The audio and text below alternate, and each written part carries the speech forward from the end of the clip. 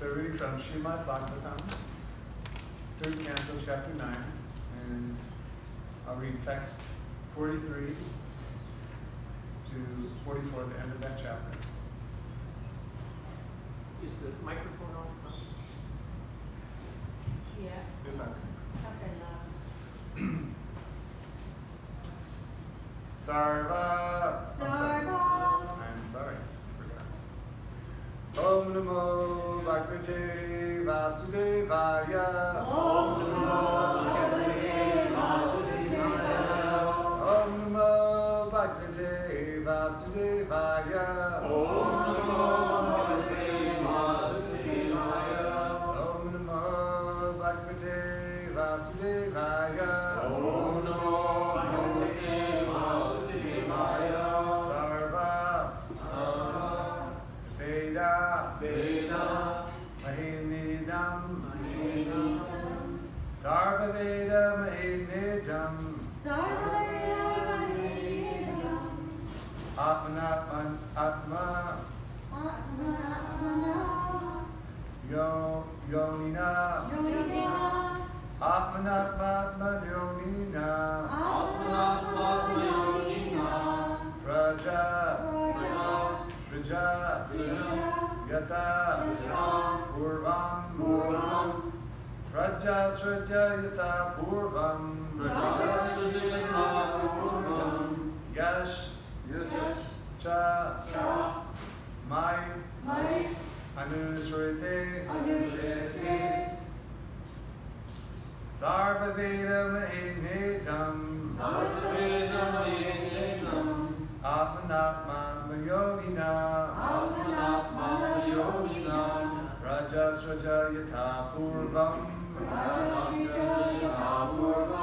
Yascha Maya Yanoshrite. Sarva Veda Mahinidam. Atmanatman Yonina. Rajasraja Yatha Purvam. Yascha Maya Nusrite. Sarva Veda Mahinidam. Atmanatman Yonina. Rajasraja Yatha Purvam. Yascha Maya Nusrite. Others? Sarva Veda Mahinidam. Atmanatma Yonina. Prajasrija Yatha Purvam. Yascha Mayam Nurshedate.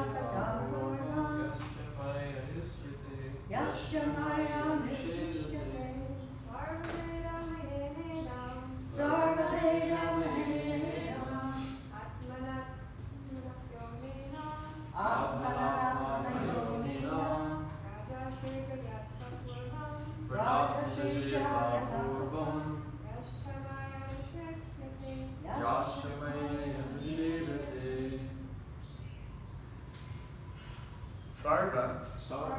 All. Veda Mayena. Under complete Vedic wisdom. Idam. This. Atmana. By the body. Atma. You. Atma Yonina. Directly born of the Lord. Praja. living entities. Srija, Trija, generate, Yatha Purvam, as it was hereinbefore, Ya, which, Cha, also, Mai, in me, Anusrate, alive. Translation. By following my instructions, you can now generate the living entities as before. By dint of your complete Vedic wisdom and the body you have directly received from me, the supreme cause of everything. Please repeat. By following my instructions, you can now generate the living entities as before, by dint of your complete Vedic wisdom and the body you have directly received from me, the supreme cause of everything. So I'm going to read text 44 and the translation.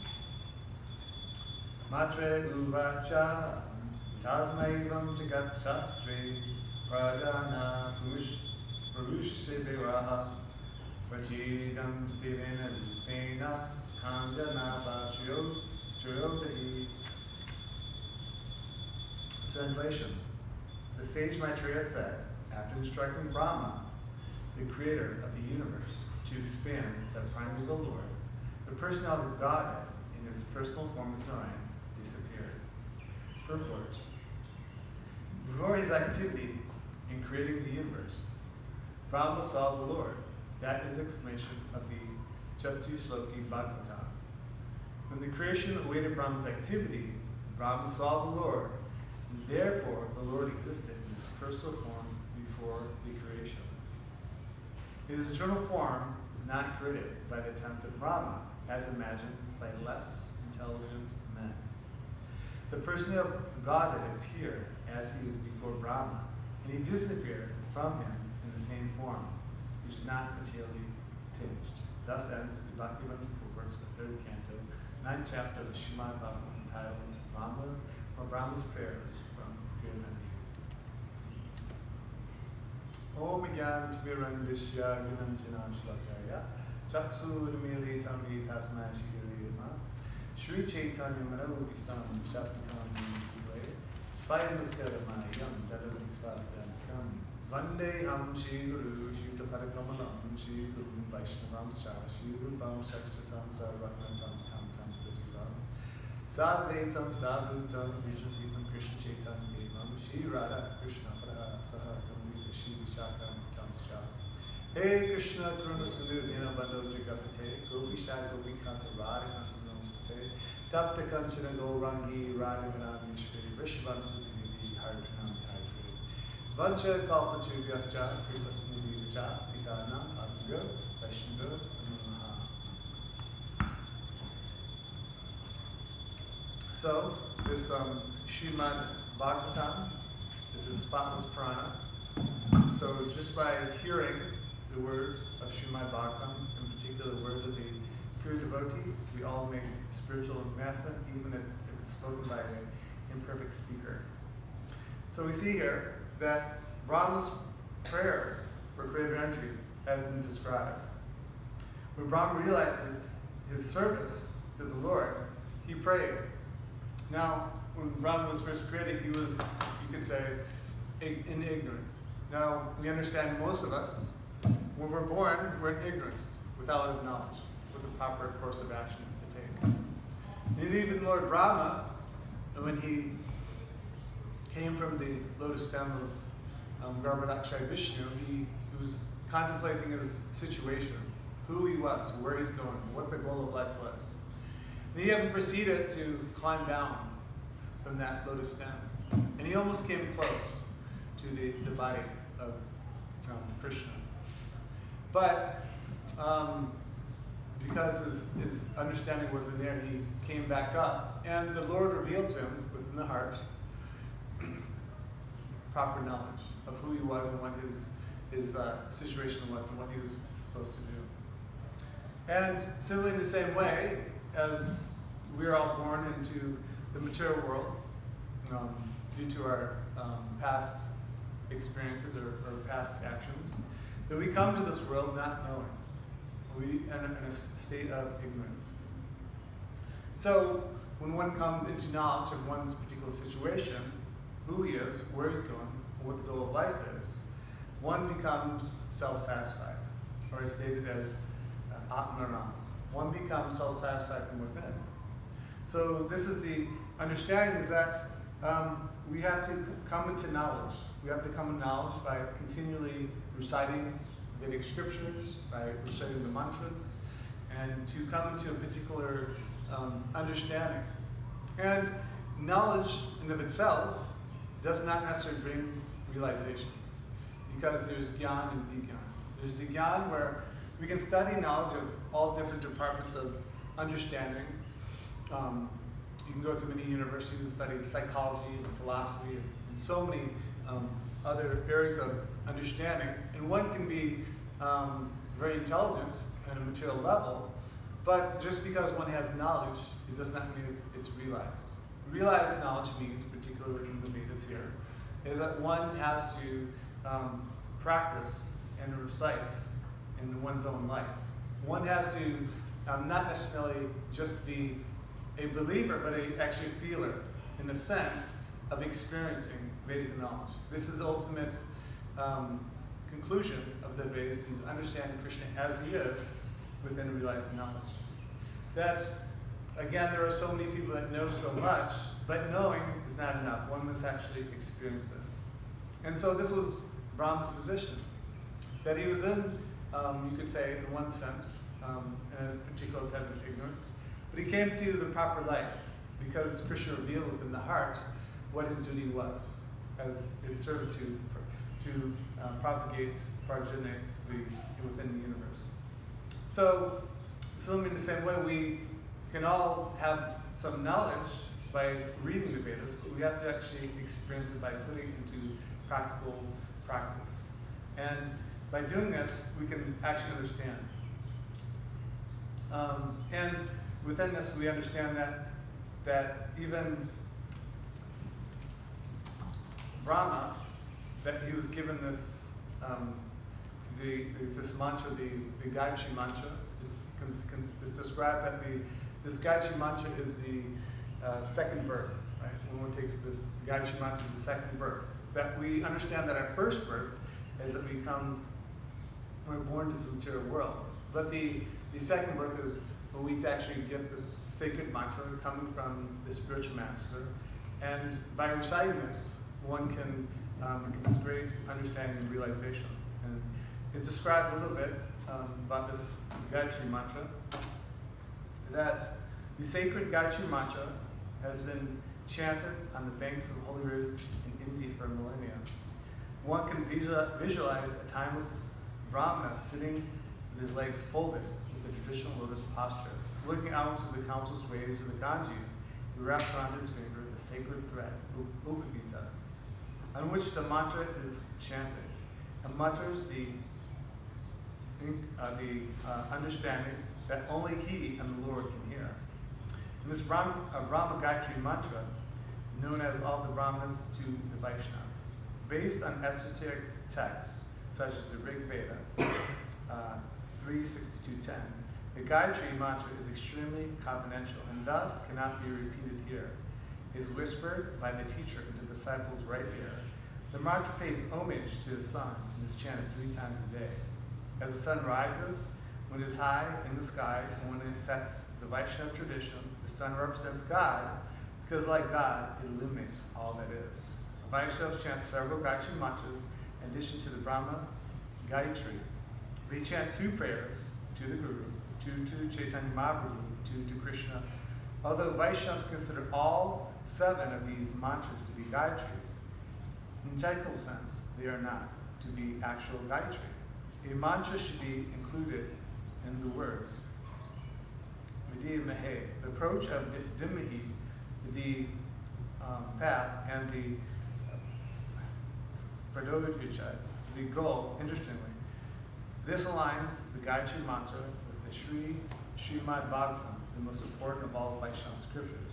So those three underlying are the Sambandha, Vidamye, Abhideya, Dimhi, and Prayojaja.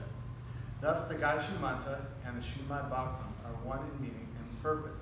Both lead to the path of liberation. The 7 Gayatri mantras chanted by Vaishnavas are actually Gayatris in the strictest sense. The other 3 mantras are nonetheless equally important.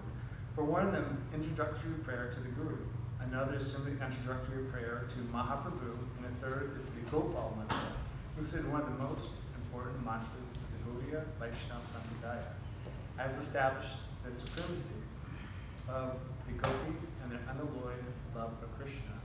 Deep meditation in all these mantras bring the practitioner to a state of clear consciousness and pure goodness.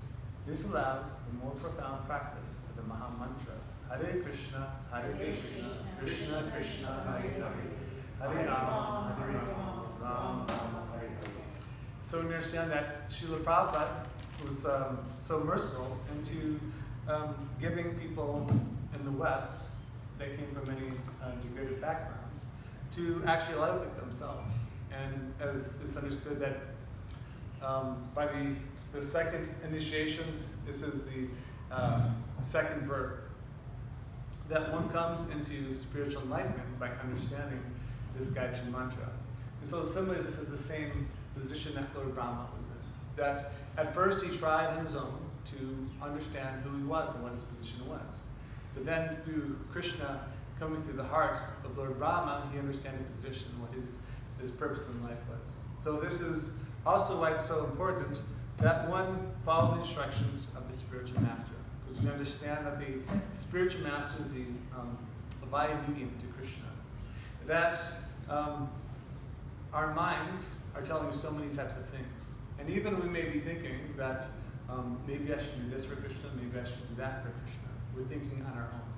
So that's fine that we do that, but it's always good to ask the spiritual master, what do you think of this? Should I do this or should I not do this? And then we can understand what to do and what not to do. We may even think in certain situations that it may sound actually very good, but we actually have to do what's actually pleasing, right, to Krishna. We understand by pleasing Krishna is by pleasing the spiritual master. So just the other day, we were, Radesh was cutting the banyan tree in the back, and he was saying, well, do you know what you're going to do in 10 years? What's your 10-year goal? And then I was telling him. And then I asked him what he wanted to do, and he was mentioning some of the things. But one of the most important things that he mentioned is that he first had to ask his spiritual master what he thought. And I was telling Radesh what my plans were, but I didn't mention that part. So I was mentioning all my concocted ideas of things that I wanted to do. So later on I was reflecting on it. I was thinking this is the proper way. That one should actually ask the spiritual master what one should do. And so what was nice for me when I actually took initiation, I took initiation in LA. It was actually a dual initiation. It was Aranath Maharaj and Giriraj Maharaj. And they both gave very nice talks, but after we were initiated, they were speaking, and then my spiritual master, he emphasized the point that to us in particular, the ones that had just got initiated, that he said that we take instructions from him, but we also take instructions from other senior devotees in advancing knowledge. And so that was very instructive for me, because he was saying that that one should actually take instruction from senior devotees to guide one in the proper way. And so similarly in the same way, we all have the opportunity of making our lives perfect in this life by taking proper instruction, by knowing what to do and what not to do.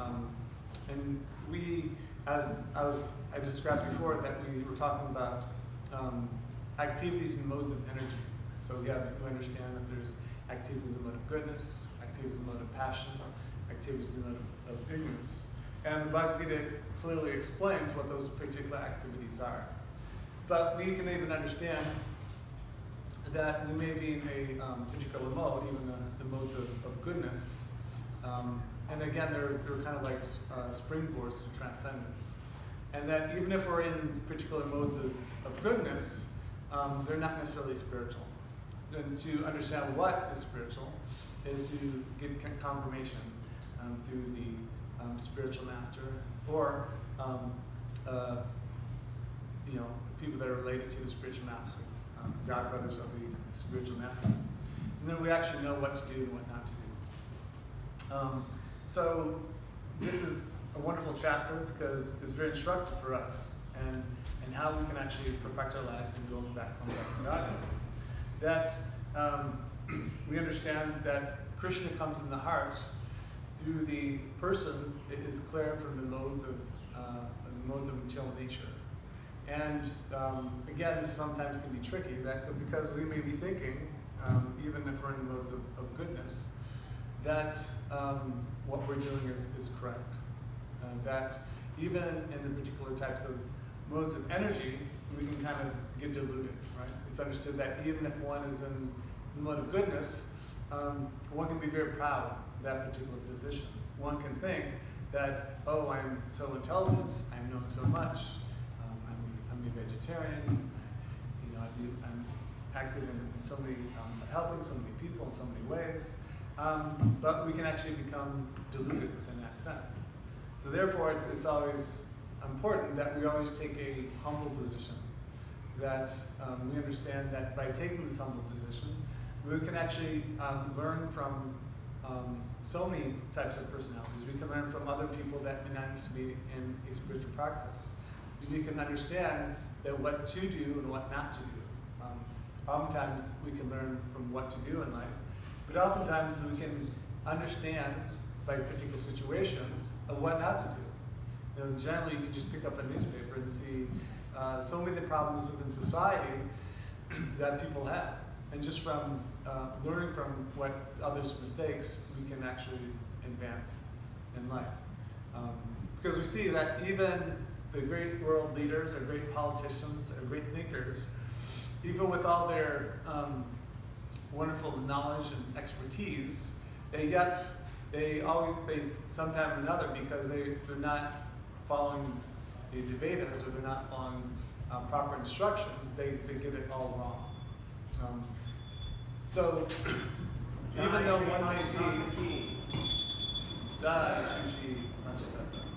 one may be very advanced materially, but it's not enough to be advanced materially. One must take proper guidance. And through this guidance, one can make proper decisions. And it's very important because even if people within society, like we find President of the United States, or different people, different leaders in different parts of the world, that they may come from great universities, they have great knowledge and understanding, but they don't know what the real goal of life is.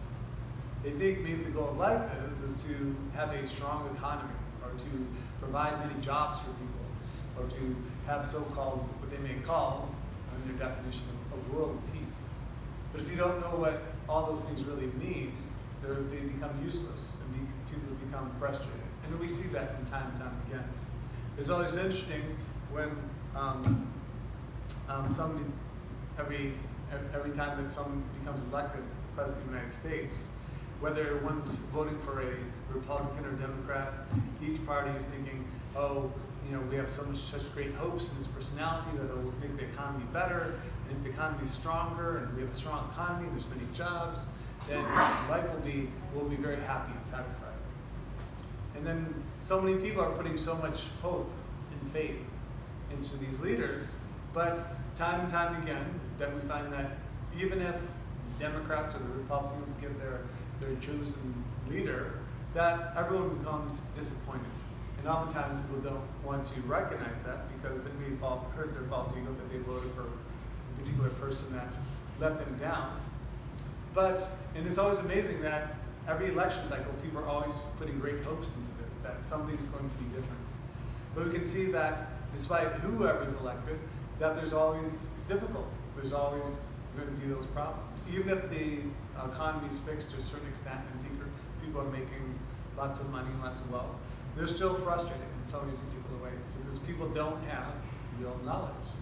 They actually have some form of knowledge how to be expert in a particular field, but they don't have realized knowledge.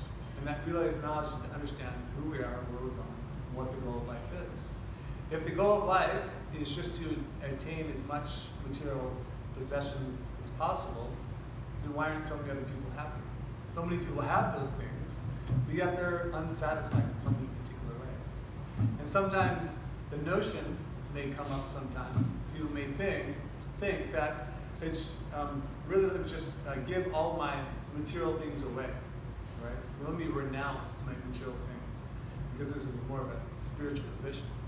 But that's more of an external source, because we understand that even people that want to give all their things away, if they're not understanding from within what's going on, then they miss the whole point. Sometimes you see within the countercultural hippie movement that they have this idea that let me just kind of divorce myself from the society because the society is going in the wrong direction, and just renounce all my material things.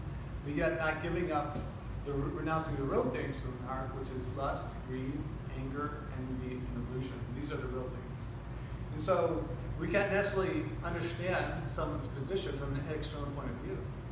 You may think that someone that has lots of wealth and lots of material things, may think, oh, he must be a very materialistic person because he has so much things and this is his goal. But this is not necessarily the case. There are many great personalities that have great wealth, and they're actually very spiritual, and they know how to use their money in a proper way.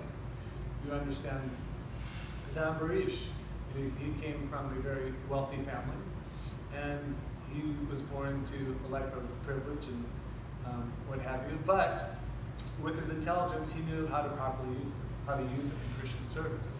And so, he's doing wonderful things. And if we think about that, that's actually a great austerity in the sense of having so much and being able to give so much of it away. It's easy to say, to write someone off as a materialist because they have lots of material things. But without really understanding someone's consciousness, we will never know. And so sometimes we find this in spiritual circles. We may judge people from external perspectives. But that's, unless we really know that person's heart, then it's unfair to judge that person. And so, similar in the same way, we may see that someone may have, has decided to renounce so many material things, but yet he hasn't given up the envy within his heart of trying to be the Lord that all he serves. So we see sometimes this is within the mind lives, right? That wanting to be one to be one with God, to be God, to understand that this is the idea that everyone is God and you are God. Right? This is a very dangerous philosophy. And if one actually thinks about it, it doesn't really add up, and it doesn't really make a lot of sense. If you're God, why are you limited in so many particular ways? Why do you have to use the bathroom? Why are you limited in so many particular ways? It's very simple, but some people kind of get into that. Oftentimes you can even see that if it's really just the case of not having anything, that makes someone more spiritually advanced. But we can see even sometimes we see many homeless people, and even though they don't have anything, they have their attachments of their shopping cart, and there's so many stuff that they have in that shopping cart. They think it of such great value. We can understand that's just another material type of attachment. So the real thing is to purify the heart by engaging in this practice of bhakti yoga, and by that looking at our hearts and trying to come to that purificatory stage of using everything in the service of Krishna. The material desire to enjoy with this material world is so strong, and it may take some of us many, many lifetimes to attain that goal. But Prabhupada encourages us in so many particular ways is to why not go back home, back to God in this life? Right? And it is possible. And it only takes one sincere endeavor to do so. It only takes sincerity. It doesn't take any type of material qualification. One doesn't need a PhD. One doesn't need that great material wealth. All one has to have is a sincere heart of service. To serve the Lord in a particular way that will please the Lord. And this is actually what we're looking at. This is actually please Krishna. And we understand by pleasing Krishna, when we please the spiritual master, we're actually pleasing Krishna. So we should, in all particular ways, try to purify our consciousness. And we have this chance in our day-to-day lives to practice this in a day-to-day moment. That if we feel envious of another person in any particular way, the cure is that we should serve that person. If we're feeling that we are trying to enjoy some material facility in some particular way, let us try to provide for that material service. Let us do anything that we can to purify our senses. We may feel angry when we have anger. Anger in itself is not necessarily a bad thing, but if it's directed in the wrong way, we run into a lot of problems. When we feel angry, let's use that energy of anger to push on this Krishna consciousness movement. Let us use that, because anger can have great energy within it. If we have our minds can control that anger, we can actually use that energy in great ways. And so we all have opportunities in many particular ways to advance in Krishna consciousness. And that is, as long as the sincerity in the heart is there, that everyone and anyone go back to Godhead. And Srila Prabhupada wanted us to go back to Godhead in this life. And if one thinks about it, all we have to do really is to go back to Godhead, is to just surrender this one life fully to Krishna. And this can be done. And we develop this faith through the hearing process of hearing, of remembering, by engaging in the Lord's service. And through this, our lives become perfect. So Brahma is giving us an example here. He's the greatest servant of the Lord, Lord Brahma. And in his dilemma, even Lord Brahma, he's one of the greatest personalities of the servants of Krishna, he was perplexed, right? We understand through various parts of Srimad Bhagawatam that Brahma had many difficulties in many different areas. So what to speak of us? But despite the difficulties that Brahma had, he continued to go on. And so similar in the same way, we also may run into many difficulties, but we should see those difficulties or those obstacles is actually helping us to continue to go on. We actually see the obstacles as the way. That we don't see the obstacles as something that's preventing us, but actually these obstacles can actually reform our character and make us stronger than we were before to continue to go on. Because difficulties will come. This place is a place of suffering, despite what any commercial or any person tries to tell you, that this place is a place of suffering. Birth, death, old age, disease. That we can't prevent these difficulties from coming. And they do come when we least expect it. So the thing is, we should always be ready that today someone may criticize my character. Someone may stab me in the back. Someone may try to attack me. Someone may say false things about me. Someone may try to violently attack me. We should understand that this material world, we should actually expect these things to happen on a day-to-day basis. And therefore, our minds are more prepared for it. But if ultimately we're in Krishna consciousness and there's respect, that no matter what happens, we'll actually pass all these tests that come. Because the tests do come. And sometimes these tests are meant to see where our sincerity is at. And even if we don't pass these tests, we can actually learn more from it. Oftentimes, if one has the proper consciousness, or the proper intelligence to understand that even if I fall down in a particular situation, if I lose in a particular situation, it actually gives me more opportunity to reflect that situation and to understand that what did I do right, what did I do wrong, how can I change this thing, how can I become a better person because of it. Sometimes when we're always getting lots of opulence or winning in a particular game or in a particular situation, the glorification is there, we're more happy and satisfied, and we're kind of enjoying that that gratification to that certain degree. But oftentimes, when we lose in particular situations, it gives us more opportunity to reflect of how can I do things different and how can I become better because of it. So, Lord Brahma is actually instructing us through his example here. And we can perfect our lives by following in the footsteps and perfecting our lives with understanding knowledge as it is, to realize knowledge, what Srila Prabhupada has given us. So is there any questions or comments? That last statement you made reminded me, someone in India, it could be a apocryphal story, but someone mentioned that Hiranyakashipu had some sort of gayatri that he was supposed to chant at a particular time in the Daitya line. And he was about to sleep through it, but Paramatma woke him up just in the nick of time so that he could, quote unquote, win, like you were mentioning, so that he could see, see how great I am. I don't even miss a single thing ever. And he could continue building up that pride so he could be smashed. But I like that point that sometimes failure is the pillar of success. When we meet difficulties in devotional service, it's humbling. It sees where we can improve. And then you made a point at the beginning of class. You were mentioning that we have this certain theoretical knowledge. I think you were basing it on the first verse that you read, where Brahma is now acting on the instructions that he received.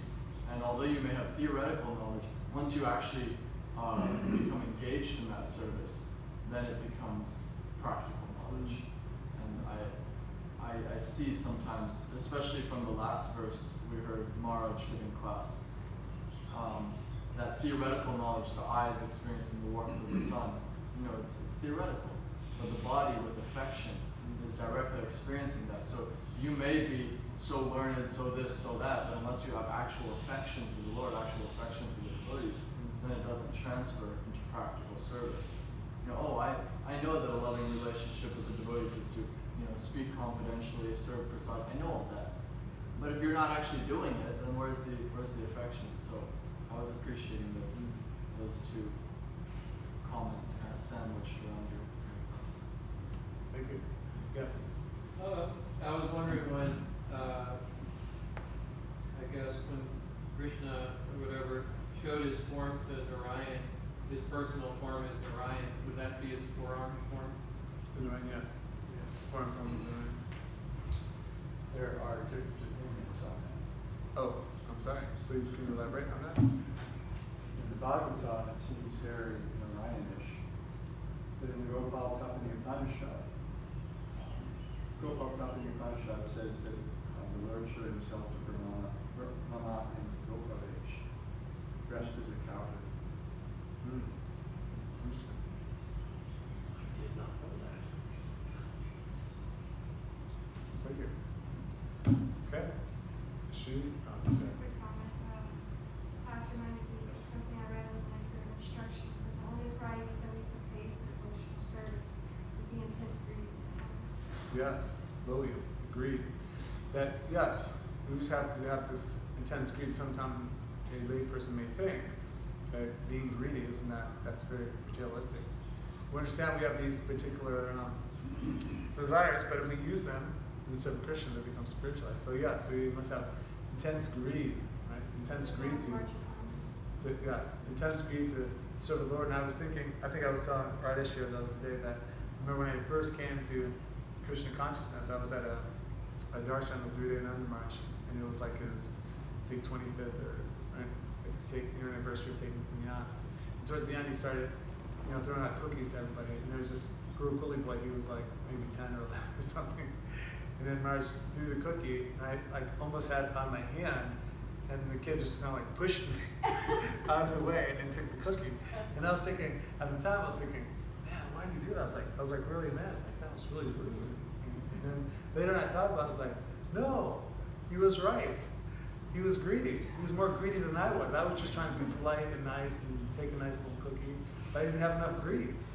So this boy had more greed for me, so he actually taught me more than what I thought I knew at the time. So yes, we must have great greed. And what's interesting also is that sometimes you see this a lot on Sankirtan. I have this experience of distributing books, particularly on Christmas marathons, and we're all trying to beat each other. Maybe not always the best conscience in the sense of trying to ultimately get to Krishna, but that we've been very greedy to please the Lord. And I remember another Sankirtan story that oftentimes many people have done book distribution, particularly at airports. You would see a lot of military people come through, and particularly the young military men were like some of the best people to distribute books to, because there's one kind of like in the military, they train you up to take orders, listen, and obey. So it was kind of like that. So we just always knew anytime we saw a military guy, we're just like, okay, the raiders on, let's go after him. And so me and this one other devotee, he was a little older than me, and we were both like kind of standing together, and we saw this one military guy. He was maybe, I don't know, 20 or 30 feet away, and we saw him right away, and we kind of looked at each other, and we kind of raced after him, and he was like a little bit ahead of me, and he went to the guy, and I was a little behind him, but as he was going to him, I kind of edged him out of the way and pushed him out of the way and distributed the book to the military. And the guy was just thinking, we were probably thinking later on, because we weren't really thinking, I wonder what he was probably thinking. He's like, saw both these people racing at him, and then the guy pushes him out of the way. And then I distributed the book to him, and he gave me a few books to him, and he gave me $40, $50. We always knew we could get like $30, $40, maybe $50, $100 sometimes for one person. So we knew it was good, and so he left, he took the book, he gave the donation, and everybody comes up to me, he looks at me, he's like, and this person actually, he was from Croatia, he was in the military at one time, and he had a really thick accent, and he looked at me like he wanted to kill me. He's like, Prabhu, why did you do that? But then he smiled and he said, you were more greedy for it than I was, so you deserve it. So this is, like they say on television, don't try this at home, folks. But the idea is that we should develop greed to serve the Lord. Okay, Srimad Bhagawatam ki? Yes, greed is good, sir. Yes. Who's going to be first in line for prasad?